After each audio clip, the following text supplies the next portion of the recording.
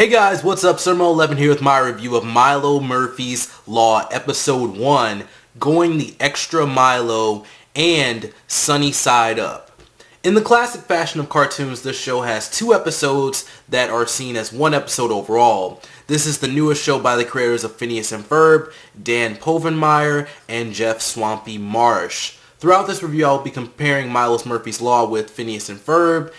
The basic premise of the show is that the main character Milo is related to Edward A. Murphy Jr., who is known for Murphy's Law, which states that anything that can go wrong will go wrong. This review covers the first episode and discusses other aspects of the show. I kind of wanted to include that because I talk a lot in this video. With that out of the way, let's jump right in. So, Going the Extra Milo, or episode 1A, starts off with some kids waiting at the bus stop. Milo approaches them and everyone moves away except the new kid, Zach. And they introduce themselves to each other and we learn that Milo has some sort of issue.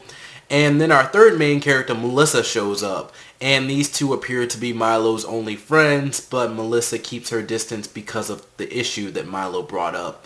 And Milo and Zach put on helmets as a concrete drainage pipe approaches them. They go on an adventure throughout the city, Phineas and Ferb style, with random things happening to them consistently, and then we learn that Milo is a jinx. The kids on the bus bet on Milo making it to school on time or not. Milo and Zach head to school as more random things happen to them, such as being chased by wolves and walking in the sewer. And there's a weird scene where Milo and Zach kind of become friends. Zach wants to go his own way for school for the next day, but Milo asks him how can he live like that.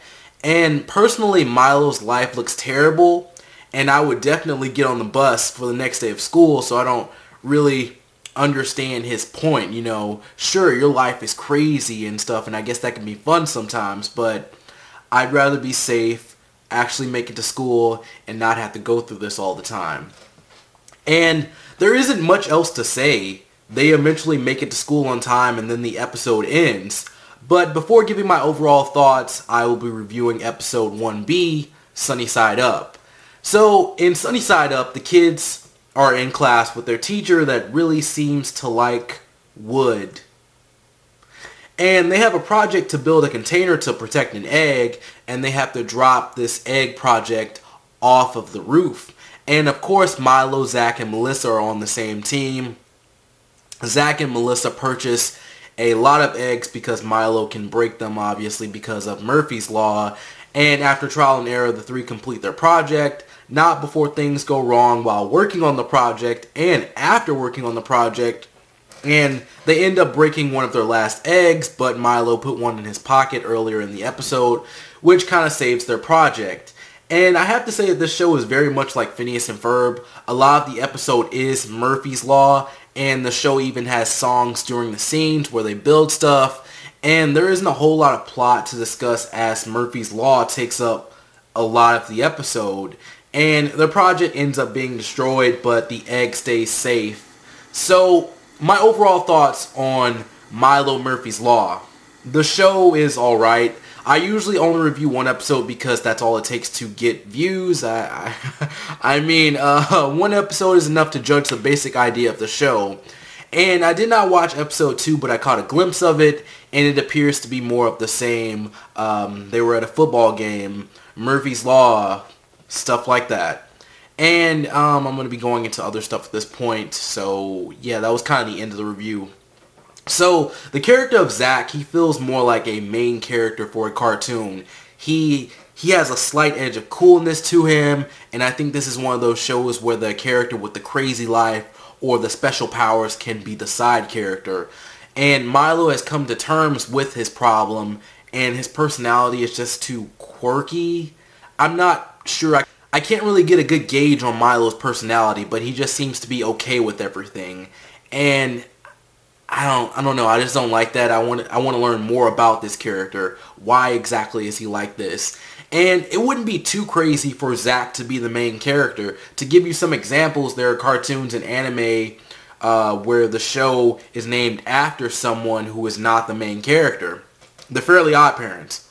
Although they're in every episode, they're just as important as Timmy, but Timmy is the main character of Fairly Odd Parents. Or Akame got killed, which literally means Akame of the killing, has Tatsumi as the main character, but Akame is in the title.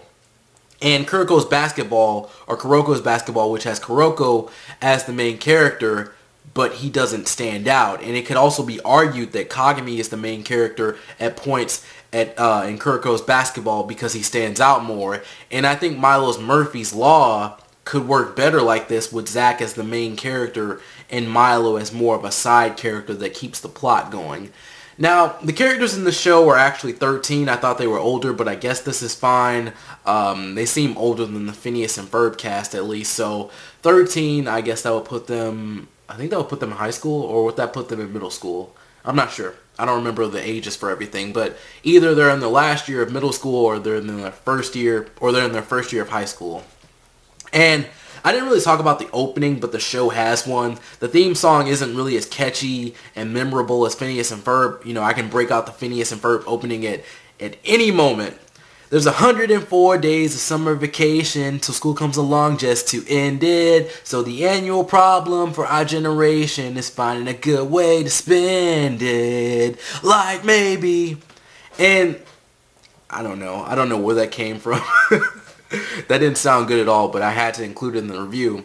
Now, this is something unrelated to the show, but I believe Jeff Swampy Marsh worked on the Yokai Watch English opening on Disney XD, and while it is catchy, I'm not sure why they changed the opening for Disney XD, because they originally had the Gara Gara Po, which is the original Japanese opening. They had that on Disney XD. They had someone dub it, but you know, there's nothing wrong with that. But like a few episodes in, they changed an opening to like an original opening for the English version, and I just don't know why the original thing was changed. Was the original theme too Japanese for Disney or something? I don't know. By the way, this show is on Disney XD, as I just brought up. Starting off on Disney XD is not really a good thing in my eyes. You know, this isn't fact or anything, but back in the day I noticed that comedy shows that came on Disney XD from the main channel were either ending or had already ended. And it also seems like shows from Disney XD don't get as much attention. Less people have access to the channel, so that could also be a problem. And I don't really watch the network for anything other than Yokai Watch. And Beyblade recently got announced for Disney XD. Hopefully it's not edited, but I'll be watching that too. And I mentioned how the show had a song in episode 1B, and there was one in the second episode that I didn't really watch fully. Please don't have a song in every episode. I will never watch this show again if they're singing in every single episode. That's something that shows for kids do, and I mean shows where kids have to learn things. Finally, I think the gimmick idea this time around is dumb. I think the creators need to stop using gimmicks like this altogether. And I know a gimmick can be as simple as we work at the mall, but they have to go educational with it, and the main character is related to Murphy's Law. Wow, what a lame way of teaching kids things.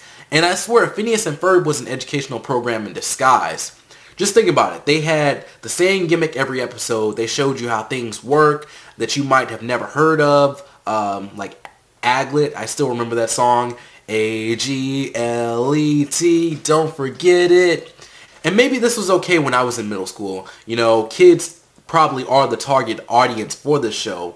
And when I was in middle school, that's when Phineas and Ferb started. And I think it ended when I was in college. That's a long time, but the show didn't air all the time. And I mean, it aired on TV a lot, but it didn't always have new episodes. They took breaks here and there. And I made a comment about the gimmick and people got upset. I made a comment about this show, and I don't get it. You can do a normal show and keep things interesting. You can do a show with the gimmick and definitely not make it the same thing every episode.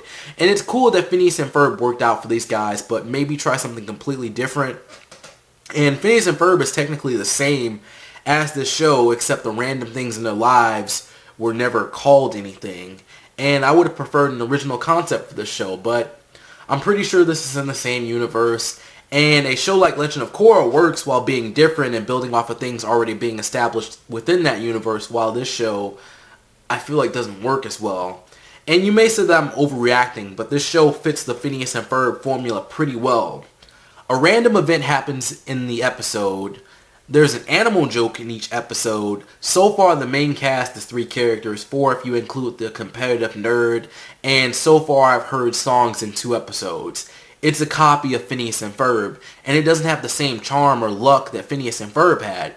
But I eventually dropped Phineas and Ferb. It was the episode where they went to the moon with cows, and I think my dislike for this show was building up, and that kind of broke the camel's back. The childish gimmick just got really, really old, and then they really went away from it or changed the plot. And I didn't get the reason why Candace wanted to bust her brothers for their invention. So maybe those are some of the reasons why I didn't like this show as much.